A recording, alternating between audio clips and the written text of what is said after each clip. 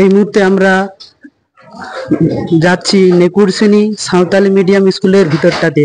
আপনারা দেখতে পাচ্ছেন কিভাবে ছাত্রছাত্রীরা এই বেহাল দশায় পড়ে রয়েছে। এখানে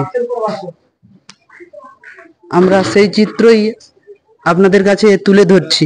আপনারা দেখুন কিভাবে আদিবাসী ছেলেমেয়েরা দিনের পর দিন এইভাবে অসহায়ভাবে পড়ে রয়েছে।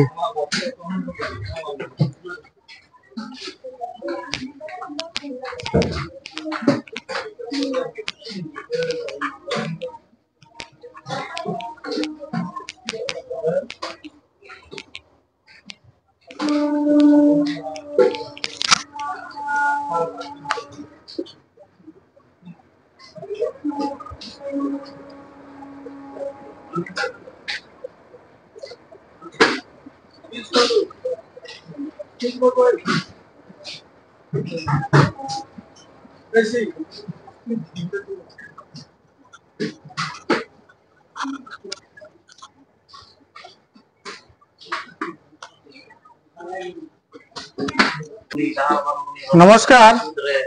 আজকে ভারত জাকাত মাঝি পারগানা মহল খড়গপুর মহকুমার পক্ষ থেকে আমরা লেকুরসিনী ছাত্র ছাত্রী নিবাসে এসেছি।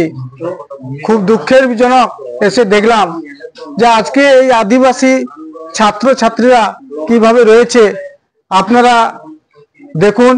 এবং সরকার বাহাদুর যিনি চালাচ্ছেন, শিক্ষামন্ত্রী থেকে সমস্ত মন্ত্রীগণ এবং সমস্ত বিধায়কগণ এবং পুলিশ প্রশাসন, আপনারা এসে দেখে যান আমাদের ছাত্রছাত্রীরা কেমন রয়েছে।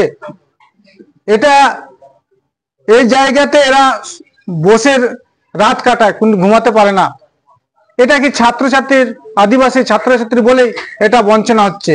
আজকে যদি জেনারেল ছাত্রছাত্রী হতো তাহলে কি কাজ হতো?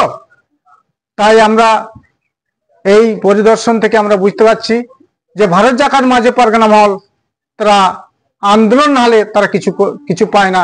তাহলে আগামী দিনে আমরা এখানে যিনি আমাদের ভারত জাকাত মাঝি পারগানা মহল মৌলক পারগানা আছেন এবং মাঝিরা আছেন, এবং এখানে যারা হোস্টেলের যে সমস্ত ছাত্রছাত্রী অভিভাবকরা আছেন, তারা যে সিদ্ধান্ত নেবে ভারত জাকাত মাঝি পারগানা মহল খড়গপুর তলাট পক্ষ থেকে সেটা পূর্ণ সমর্থন জানাবে এবং বৃহৎ আন্দোলনে তারা পরক্ষণে নামবে।